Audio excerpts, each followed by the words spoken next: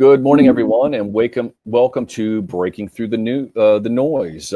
Beautiful Tuesday morning here in Greater Cincinnati. So I just want to make one quick announcement that after today's show, we will be moving to a new day and starting time. That begins this Thursday, June 18th at 2 p.m.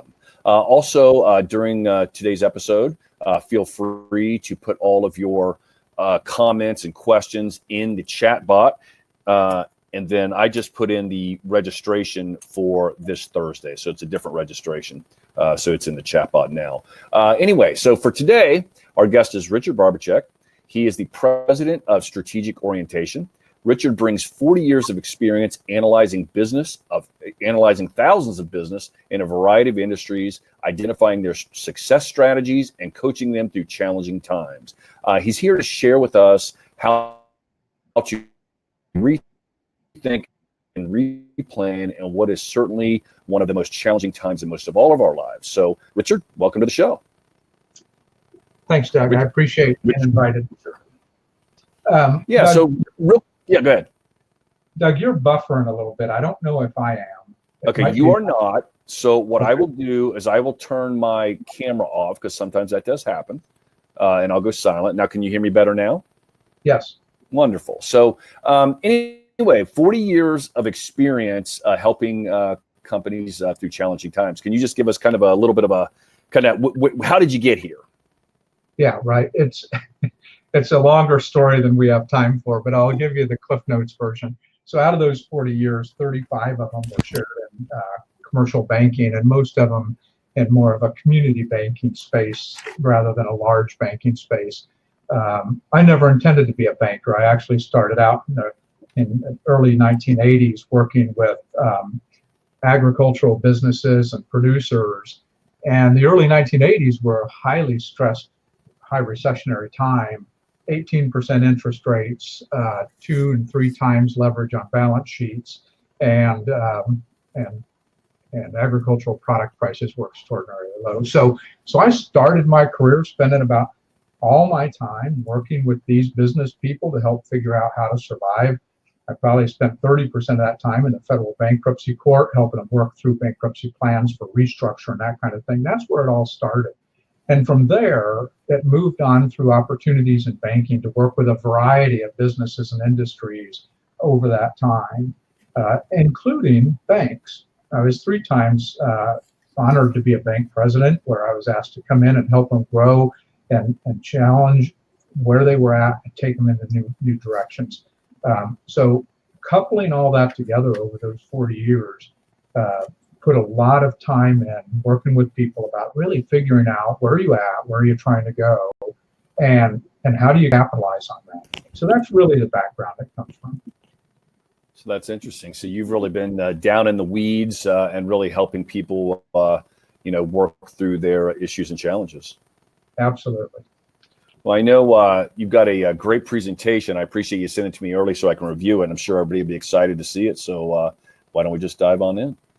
All right, let me share my screen here and we'll get started. Okay.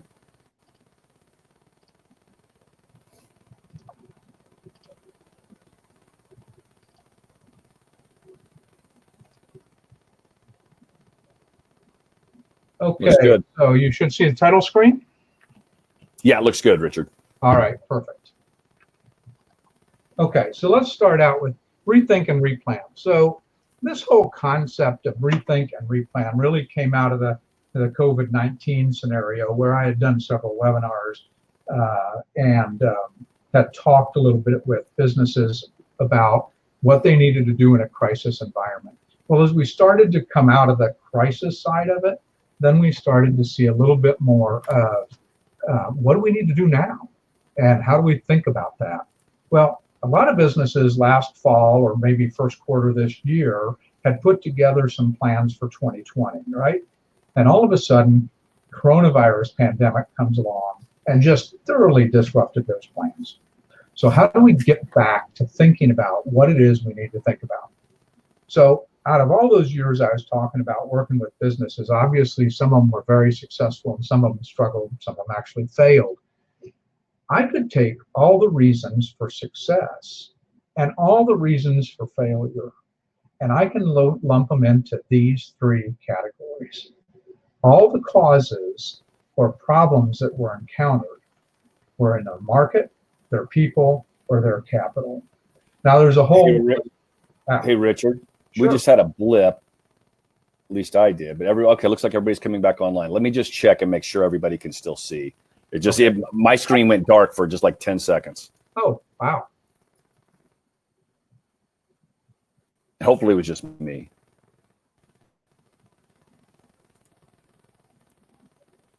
Yeah, it appears that everybody else is still here. So sorry about that. Continue. Maybe it was just me. Not a problem. So underneath all these three categories of market, people, and capital, obviously there's a cornucopia of things that can occur within those.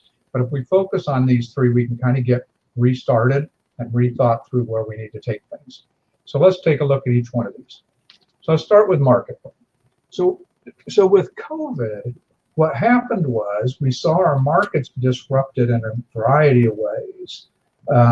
And a lot of times, I mean, if you think about the obvious one with restaurants, all of a sudden their market was gone. And some of them quickly pivoted their organization to more of a pickup and delivery type system. And some of them capitalized on that very well. But the market for pickup and delivery is slightly different than the market for sit-down dining. And so you have to kind of start thinking about what happened within my market through COVID, and is that a long-standing impact? So when you take a look at market segmentation, you need to take a look at these four characteristics. First, consider the demographic of the people that you're now doing business with. If you have new products, services, or delivery channels for what you do in your business today, then think about it in the context of, did the demographic of the people I'm working with change? It's their age, their gender, their income, their marital status, their ethnic background, whatever that is, whatever that demographic looked like before, has that changed? And if so, capture that information. Second, take a look at your geographic segmentation. A restaurant, for instance, oftentimes has a very local market, okay? Seldom regional, but occasional. Unless they're a franchise, it's not a national market. And certainly probably isn't international unless you're McDonald's or something like that, right? So, but these things can change. So take, for instance, my business. My business was in person, business person to business person, up until stay-at-home orders were impacted. And when that happened, my business immediately shifted 100% to online business. All my clients, all my prospects, all my networking was now being done online. But what that did is it took me from a local market, meeting in person, to an international market. That's a huge shift in a geographic market segment. So think about what's going on within your business on the geographic side. Psychographic, big word here, not that tough. This is about activities, attitudes, personality, and values. So what is it that your current market thinks about, and is that different than what it used to be? How do they act? What do they do? What are their attitudes? That type of thing. And lastly, behavioral. What do they benefit out of your service, your product? What are the patterns of usage?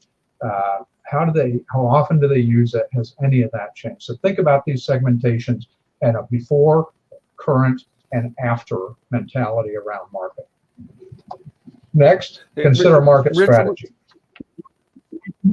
Yep. I had no. Continue on. I've got a question, but I'll wait till you finish market.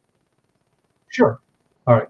So, market strategy is the next thing you have to think about. Market strategy is no different than what you normally think about, but today you might have additional products or services you've developed. So, take for instance the spirits and alcohol industry. Everybody's drinking. Everybody's making spirits and beer, right? And all of a sudden, everybody's making hand sanitizer. Okay, that's a whole different market. Takes a whole different strategy. If they're going to stay in that game, they have to be able to figure out how they're going to do it. Okay, if a restaurant's going to stay in the pickup and delivery space that they weren't in before, they need to be sure they've got the right strategy for how to market that service. Okay, so think about products and services.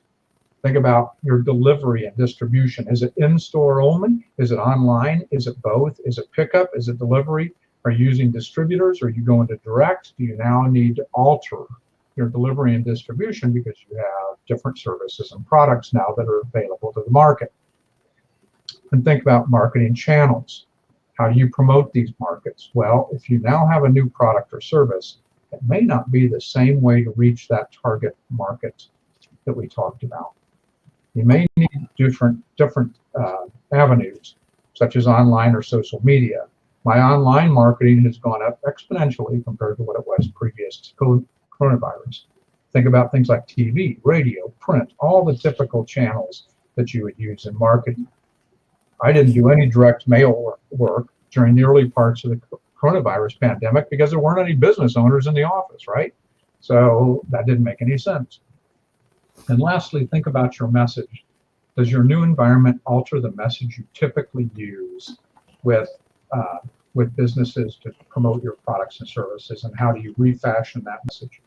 So with that, I'll hesitate here. Doug, you mentioned you had a question.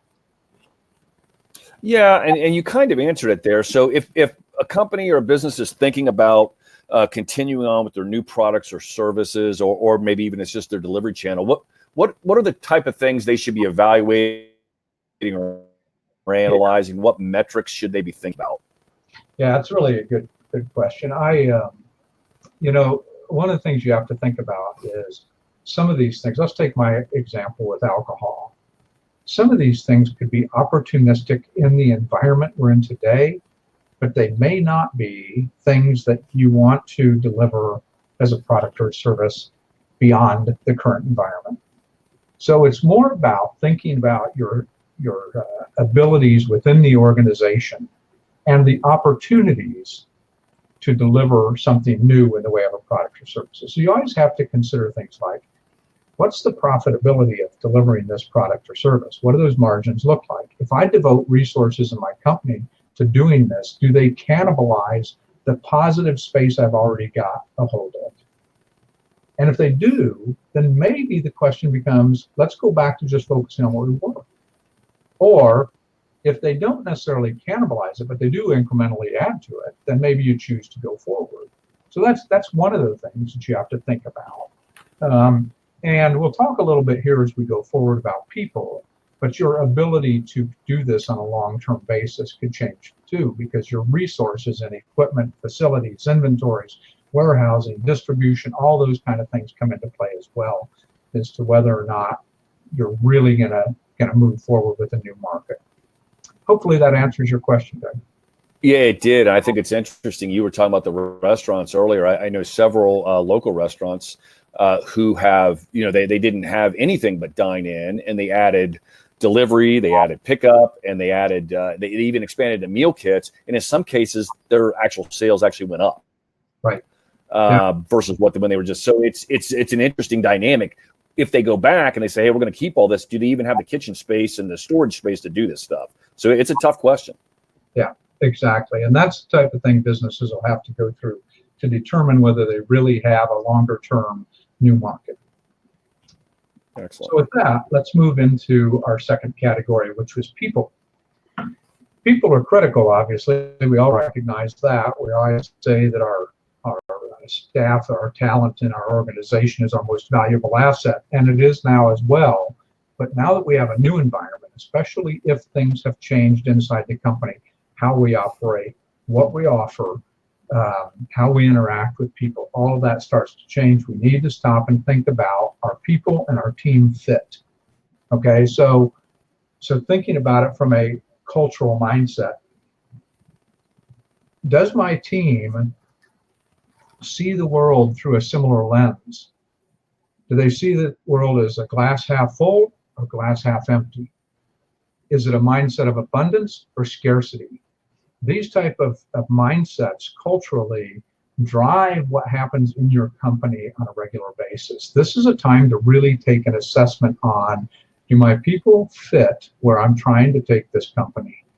And it's a little bit challenging because you oftentimes have really good people and they might just need a little bit of nudge in the right direction to kind of embrace something. There's a whole nother presentation about how you effectively implement and communicate change that drives into that. But think about your team, and are they the right people to take it forward, especially in new products or new services. Think about it strategically. Do they understand the impact and the value of goals and objectives? Or do they just see their job as a taskmaster? If they think about things strategically, they should be contributing strategic suggestions in your management meetings and your staff meetings. You should be hearing them challenge the status quo and offer up ideas for new and strategic directions. And do they then commit to seeing the strategy through and contribute to the success of that strategy? A lot of people are willing to pay lip service to strategic direction, and they go back to the office or go back to their workstation. They continue to do things exactly the same way. They really don't put forth the effort to add and contribute to that new direction. So think about your people, not just from cultural mindset, but strategically and where they're at. And can they get the job done? Okay, it's a functional side. And if you've got new products, services, delivery channels, so think about your sales staff. The sales staff is used to selling product A to market A, okay? And all of a sudden you add product B and service C to the mix. Do they have the skill sets necessary to get there and be able to market and sell those? Or do you need additional or different staff to take that on in a new framework that you've got now? So let's think about team. We've all seen this: together everyone achieves more. There really argues with that. I think when we're all working together, it works pretty good. So the first thing we have to do with our team is we have to maintain, find, hire, and retain. This has become a real challenge, especially with our stimulus and unemployment. I actually had a woman question me about this recently, and she didn't realize that the $600 a week added stimulus to unemployment was creating people in a scenario where they didn't want to go back to work. And, I get it. I'm making more money getting my check, on the stimulus and my unemployment than I am if I go back to work. But until July 31, hopefully when that ends, that's when we'll start to see the ability to get people back into the workspace and actually get them into it, that find, hire, and retain. But this is a great opportunity for finding good people, because with this disruption of employment, especially as large as it is, when you've got that many people displaced in the workplace, all of them are looking to say, I'm going to go back in the workplace and I'm going to do something better than what I did before. And so now's the time to be looking for the right talent, getting them hired, make sure you got great retention plans in place. So one caution to businesses that might use electronic application processes, I'm going to tell you right now, if you've not gone through your application process as if you were an applicant, do it. Most of them that I have seen and tested are terrible. They treat the applicant as if they're nothing. They're disrespectful. The algorithms don't do everything they're supposed to do, and you're passing up great candidates because you're allowing the computer to do all the thinking. It's got to be a blend. Make sure yours is doing it right. Communication and collaboration. So with your people, the question becomes, how well do they accept change and collaborate to make sure that that happens? So the communication of change is driven by Gleacher's formula, which again is a total separate presentation, but it really talks about how well do they understand the dissatisfaction of the current environment? How well do they understand the vision that you've got moving forward? How well do they understand the first steps necessary to make that change? And if those three things are very clear in your employee's mind, then the resistance to that change will be overcome, and you'll be able to help them through that. The more collaboration, the more communication you've got in a new environment becomes critical to how successful you're going to be, because you need everybody on the team capitalizing on that new environment. And the last thing to think about is productivity. How well will these people produce in the new environment? So let's take the work from home thing, right? If you're not a company that's accustomed to work from home staff, how do you ensure and help them be productive in a new environment like that? I can tell you for certain, having worked in offices a long time and now working from home all the time, it's a different environment. And you need different skill sets and support systems and communication in order to be productive. Make sure your team's productive. Hey, Richard, quick question on that. So you mentioned the tracking systems were not good, and I agree with you 100% on that. I think they're actually horrible, and they are depersonalizing. Do you think as the world, so much of the world has switched now to work from home, and we're seeing more and more companies, they're probably going to keep that as a permanent placement as part of how they work. So if you think about it, their community that they can draw from has now, like you said before with your business, it's gone national, maybe even international. Do you think that they're going to have to rethink the way they hire, because you're not going to fly people over the globe to come in for interviews if you're planning on them working from home anyway? What's your thoughts on that? Yeah, I think you've hit on something here, because I think we got lazy in the hiring process. I don't know over what period of time, but over a number of years here. And we've kind of used, people will submit a resume, but then they have to apply online. They have to re-input all the stuff, the resume. The algorithm picks up things like silly questions like, how much do you want to make? Well, I thought, what I always want to put in there? As much as I can. So it's not really, the employee has no vote in that matter. It's up to the employer what they're willing to pay. And so there's weird things like that are out there in the current system. And when you get to a work from home, it even adds an additional dynamic to all of that to make sure you have the right candidate. Here's what I think should happen. I think companies should start embracing personality and behavioral assessment processes more.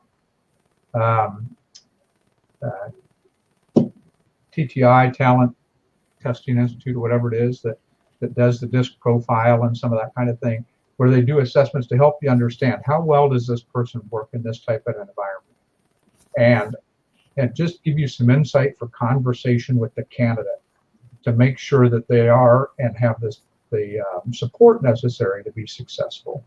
I do think there's going to have to be some of that. I think you've still got to have a human interaction to some of this to make sure you got the right people, and the assessments help give you a great foundation block for having that conversation and making sure you're there. So we'll see. It's going to be interesting. Yeah, so it sounds like using the assessments so that when you do have that conversation, it's an actual conversation and not a bullet pointed list. Yes, absolutely. You're much more focused and driven towards what you're trying to achieve. Now that will require companies to understand what they want, because a lot of times what they want is defined by skill sets and not necessarily by knowledge or attitudes. And if you think about skill, knowledge, and attitude are the three primary characteristics to great employees and great successful people. And the interesting thing is 85% of that success is driven out of attitude. We can teach skills and we can provide knowledge. How they approach it, their attitude is critical. So, okay. Let's move on to our last one, which is capital. This one's a topic that I could go on for days coming out of the banking industry. I'll try not to bore you at that point. Capital versus liquidity. Anytime a business goes into a crisis environment, it's a recession, pandemic like we've had, major disruption of some kind in their market, whatever, the first thing they have to think about is liquidity versus profitability. In normalized environments, we all focus on profitability, totally appropriate. The minute you go into a crisis, business mindset should shift to liquidity, making sure they have enough liquid cash to survive the crisis. Doesn't mean you ignore profitability, but it becomes secondary to liquidity.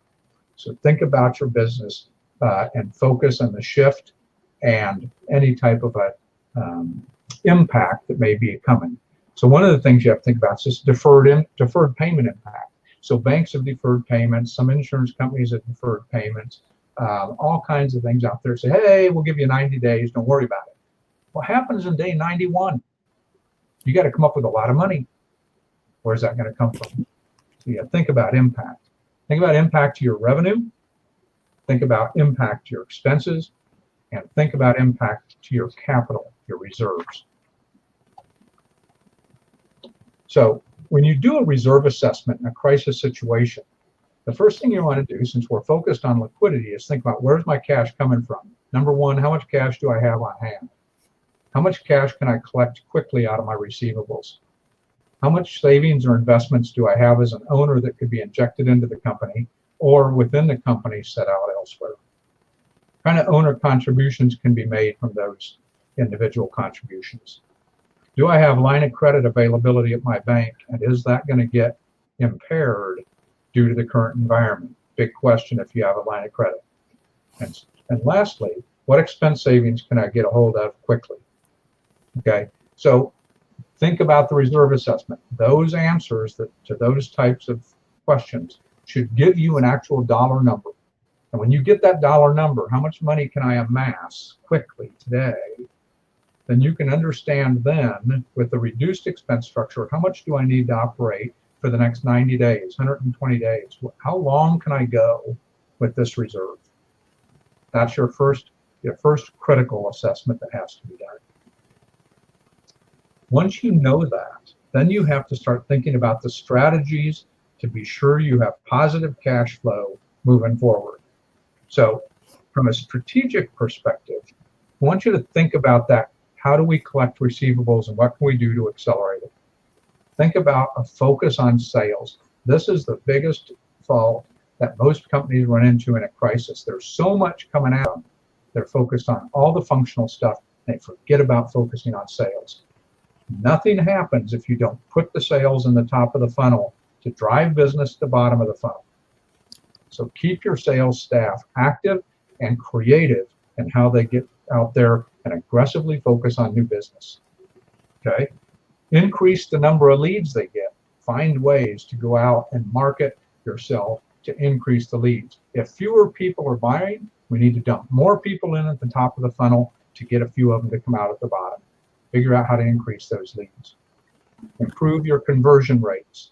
Find ways to help customers say yes. Maybe it's discounts. Maybe it is deferral on first payment. Card companies are at 90 days, no payment, whatever it takes to get people to say yes and buy and get them committed to moving forward with you and increase their sales. Improve your conversion rates. And lastly, reduce your expenses. And I say lastly because there's no need to worry about expenses if we don't have revenue. So we have to drive revenue first. But reduce expenses in a lot of different ways. Most people take a look at labor. I can tell you in my business is discretionary to liquidity in tough times. I had probably 50% of my clients drop the day after the stay-at-home order came out. They knew they had a problem coming forward, and they're going to defer the cost of my services. Now, most of those clients are already back online and we're back to working with them, but I totally get their decision to reserve cash and reduce expenses. Look at every line item and see where it is you can save a few bucks. That becomes a critical strategy. And if you are dependent upon a bank, communication with your bank early and often is critical. Separate presentation on bankability, but keep in mind, communication is critical in a bank-dependent business. So that takes us to what do we do about all this? Well, we have to think about our plans, right? So we have to think about, these are the 4 critical plans that I typically see. The strategic plan, your financial plan, which is kind of your budget / forecast. Your management plan, which is how are we going to manage and communicate with each other to be sure we stay on plan. And your marketing plan, okay? So why do we have to go through all of these? Why? Because they're roadmaps. If we don't know where we're going to go as we go through and come out of this crisis, wherever we end up is just going to be wherever we end up. Why wouldn't we decide to set those goals based upon the current environment and find a roadmap to get there? If I decide to start out on the Appalachian Trail and I go down to Georgia and I start at the beginning on the south end and I have no roadmap for how to get there, what do you think the chances are I'm going to end up at the top of the mountain in Maine? Chances are I'm probably going to end up at some coastal site somewhere that has nothing to do with the trail. Your business is no different. You have to set plans for where you're going to go so that you know when you get off course and you make that correct course correction. It also adds investor confidence. If there's more than one owner in the business, if they're comfortable that you've got a plan and you can work the plan, they can measure progress and see where you're going. That helps everything move smoothly. I had a client call me yesterday. We were chatting a little bit about where they're going with their business. Right now it's going gangbusters, and we're planning down the road for what do we need to get done and where is it we're going to have a resources hurdle, constraint in that business. And we're planning for that over the next 12 to 18 months and how we're going to deal with it. Even though we're coming out of this crazy crisis environment they've been in, we're starting to think forward. Always think forward, always have a plan. You heard the old saying, a fail to a plan is a plan to fail. So that's my message today. You can follow me on LinkedIn, or you can go to my website and connect with me there as well. Anybody on the call today that would be interested in a free 90-minute advisory session where we do a business assessment as to where your business is, where you're trying to go, and help you just get some direction. That's for free, and I offer that to anybody that's with us today. So with that, questions? So Richard, first of all, thank you. That was outstanding. So I guess I'm going to go ahead and turn my screen back on. If I start buffering, just say so. So, I mean, you covered a lot of stuff. That would be a lot of work for anybody to do on their own. So you are the go-to person to help them kind of manage all that planning? Absolutely. I do a lot of planning with companies. Typically, it's a part of a larger engagement that I'll have with them, because the first thing I do is I spend a lot of time with business owners where it's kind of advisory services done through kind of more of a coaching type thing, where we meet on a regular basis. We're kind of like coffee buddies for most part. We'll meet weekly or every other week. But that usually leads into a conversation around what are they doing, where is it going, and developing that strategic plan. I had one company, a very insightful company, and his question to me was, Richard, he said, here's my point. I've got a strategic plan. How do I bring it alive in my business plan? How do I make that jump? So I've kind of developed a process for doing that. I think it's rather unique, but others might do it as well, where we actually, after we work through the strategic plan, we define specific things and bake it into the what I call the business plan, the financial plan. We work with their CFOs to do that. And then from there, I challenge owners, how are you going to make sure it happens? And it's interesting that a lot of owners, while they meet with their staff, a lot of times it's about project management or workflow, okay? But they never really tie the conversations back to accountability to that strategic and business plan. So we actually build management meeting agendas. And we have people that are defined in that company as to what is their accountability, what is their measure. So it's I do a lot of the planning piece of this, and then help them monitor and course correct as they go through those plans. Absolutely. If someone comes to you and they've got a challenge, I mean, is there a kind of a timeline that you put them on? I mean, I guess what I'm really asking is, when do they come to you? If they come to you when it's too late, there's nothing you can do. So yeah, it does happen. When is the time? I mean, what's the trigger point? I mean, that's got to be frustrating for you if somebody shows up and it's just, all you can do is say it's over. You're done. So, right.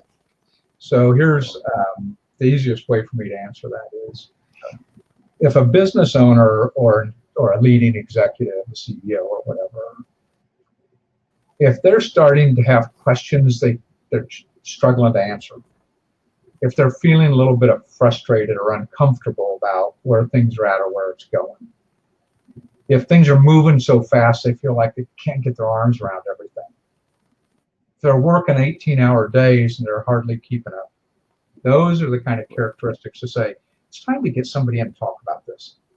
And depending on what's driving all of that, depends on whether or not they really are going to need to work with somebody or not, but it helps them kind of redirect their thought and help them get back on that track. What happens is if they in those stages and they try to struggle through it, some of them will make it through, some of them won't, and things will get worse. And when it gets to the point of no return, I apologize, I'm gonna put this in banking terms.